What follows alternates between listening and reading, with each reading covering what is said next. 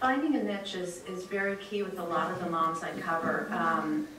I see Kim Ginsburg in the audience, who was my story a couple weeks ago. She had a need, and need creates ventures, and she needed a place to store lacrosse and field hockey sticks instead of the floor. So she created a, what's it called? Stick storage. It's $119. Okay, it's in the Venture Mom store. So I want to ask, you're all running successful businesses. So what has been your best marketing tool, like in terms of getting sales or putting it out there? I know for you, making the relationship with Whole Foods, but maybe tell a little bit how you got that relationship. Did you just knock on their door? Did they come to you? We were lucky enough that a big natural food distributor came to us, and they said, we see your products in the tri-state area in a bunch of stores, and our vendors are asking if they can get it from us, and the distributor is the middleman. So we were really lucky that that happened. They were a big company. Now they have become our customers. So we sell to our distributor, and our distributor in turn sells to all of these stores, including Whole Foods. And it's very easy now for Whole Foods to order us. They just have their little scanner, and when our shelf is empty, they scan it, and the distributor will refill it, as opposed to us calling, how are you doing on inventory, or them calling us. So for us, really, the distributor was key. But I think more important than that, for me and for our company, is social media. When you have to eat differently, when you're gluten-free, you try everything out there. And so many people are online, whether it's Facebook or Twitter, and they're talking about stuff they tried, or stuff they didn't try, or what did they like, or what did you like. And I made a community on social media, and I've almost created brand ambassadors out there, people that like my product, and I'll send them a box, and they'll blog about it. They'll talk about, how great the cookies are. They were able to use them in a recipe, in a pie crust recipe. And people will read that blog and say, hey, I've got to try these low gluten-free cookies. And they'll link to my website, and they'll see the stores where I'm sold. So I think getting the word out there without any kind of advertising or marketing budget, and letting people know where it's sold on the shelves. And you had a progression. I mean, you started at a farmer's market, then one health food store, then several health food stores, and that was when you were boots on the ground out taking your product around, and then noticed by a larger distributor. So it was a progression Absolutely. To where you are now. Michelle, what has been your, I think it's been word of mouth. I've been to your boutiques, and every woman is walking out with that logo on the bag. Well, we did do some holiday shows, but I think we both came to realize that it's like selling them one at a time. I'd rather wholesale, rather sell to the stores, because it's really good to get the feedback of it one at a time. But what really changed is not really so much word of mouth, because word of mouth is just kind of people around here, and we wanted to be in stores. And we had, I think when we went to did the trade show, we were in about 20 stores. But Tara, my business partner, she's like, we really have to do, the Moda show, and she really was pushing for that. And I'm like, oh gosh, it's $6,000. Like, that's a lot of money. And she was so right, because when we got there, we made that $6,000, so many times over, and we opened up 45 new stores. So for us, we don't have time to put our samples in the car or on the airplane and travel around and meet with each buyers. And for the trade shows, it was kind of a little bit of a scary investment. We're just like, we just hope we're going to get our $6,000 back, is what we were hoping. And so we were so pleasantly surprised. And so for us, we found, we just came back from Atlanta yesterday, because we found going to the trade shows, all the buyers come to us, it's very efficient. And we set up a cute little booth, and everyone was like, wow, who are those girls? Who are Tara and Michelle? Look at them, they're getting, we were popular, and people were, a lot of people were coming. People were like, oh, I want to rep you, I want to manufacture you, I want to carry you in all my, so that has really, I think, been the biggest thing to change our business. But trade shows are huge, and if you're interested in getting involved in whatever product it is, go to a food trade show, walk around, see what other people are doing, go to an apparel trade show, and get an idea first. But do you think being at the holiday boutiques gave you the validation, because you're basically your target audience that was coming there said, liked it and bought it, it gave you the validation to go and know that you could scale? Well, I think not so much, because before the holiday boutiques, we had already been to like local stores. I mean, we'd already been to Soleil Toile, Darien Sports Shop, Havana Jeans.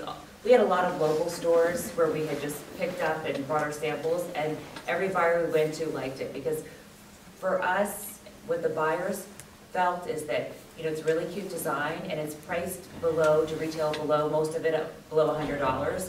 So that price point with the great design. So we felt pretty, I mean, maybe overly confident, but we felt pretty confident about our product. Price point was key for you, I know, when you were starting out, because you wanted to, you did want to scale, and you wanted a price point that would allow you to scale. We wanted to have kind of a expensive look, but not an expensive price. And when Tara started out, you know, we were running, she's like, I just want to do like some holiday shows, and, you know, not to work too much. And I was like, holiday shows. I'm like, oh, I might do a couple of those, but I was thinking stores. And then once things started going, Tara is like, she's so motivating. She's like, forget about the holiday shows. We're going to do stores. We're doing this. You know, she's like calling up, and she's like, she just sent me an email like, these are all the trade shows that we're going to do. I'm like, okay, here we go. So, and it just kind of evolved. Like, I think when we were talking about the idea, is like, oh, just want a little something, and then you get into it, and you get excited about it, and you get motivated by it, and you just can kind of And grow. Yeah. Barbara, how do you market your photographs? The first thing I did, I got my website up and running, and that was key. I had a great gal who planned that out for me. And then I started tracking decorators. I would go through all the magazines, and I'd pull out the decorators with their emails, and I would send a letter to introduce myself, and I would have my website attached to my letter. So the decorator, all she had to do was click on the website right there in the letter and open it up. And so many people responded. Not everybody, you know, bought something, but thank you for sending me this, you know. So I started to make a list of decorators. I you know, hundreds of decorators in a list now.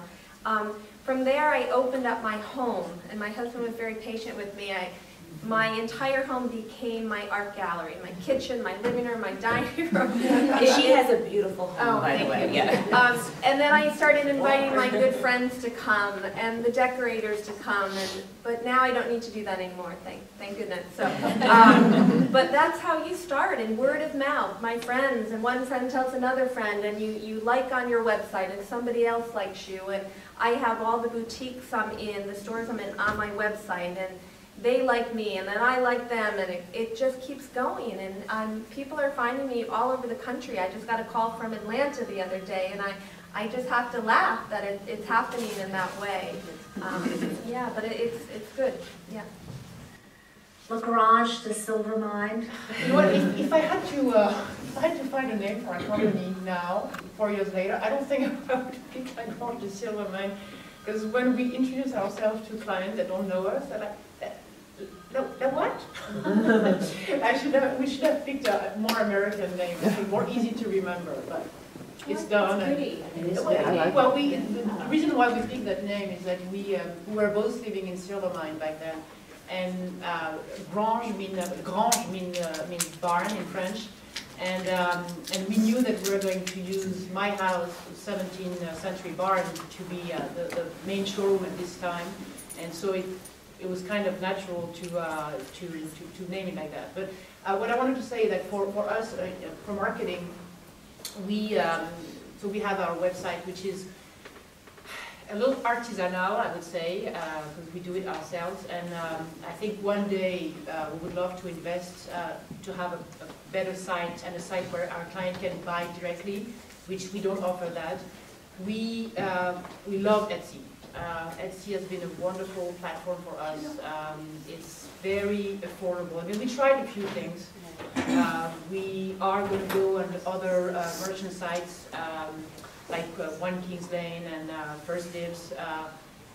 I think our biggest enemy is time. I know it's feeling the same thing as me, and we've been approached actually by First Dib and One Kings Lane several times, and we just. It's hard to do everything. I do feel that our business could be bigger and wider, and parts of us is not letting that happen, because We have young kids, and we have demanding husbands, and the time that we can dedicate to growing the business is we can only do it step by step. And I guess in a few years we have some big dreams when the kids are a little older. And that's the wonderful thing when you have your own business, that you can create your business plan day after day, and you can pretty much do whatever you want. Anne-Laure is going to France 5 weeks and 6 weeks in the summer. I usually go for 4 weeks, and we are very flexible, which is great. But Etsy, One Kings Lane, eBay, all those websites are great for us. That's when I ask venture moms what's the greatest thing about having your own business. It's always the flexibility, because you can ramp up and ramp down unless you have orders to fill. As your kids get older, I mean, certainly with your business, you can do more furniture when your kids get older and when they're in high school or don't even want to. It's like we're talking about trade shows, which I think is wonderful comment, what you said. It's very important to go and see what other people are doing, to get some ideas. And I know, and I try to go to there's a great furniture trade show in Paris called Maison et Objets, which is probably the best creative platform out there for home decor. We managed to go once. Once in the last 3 years, we always say, okay, let's go. And there's always something happening that prevents us from going, but it's great. Trade shows are very important.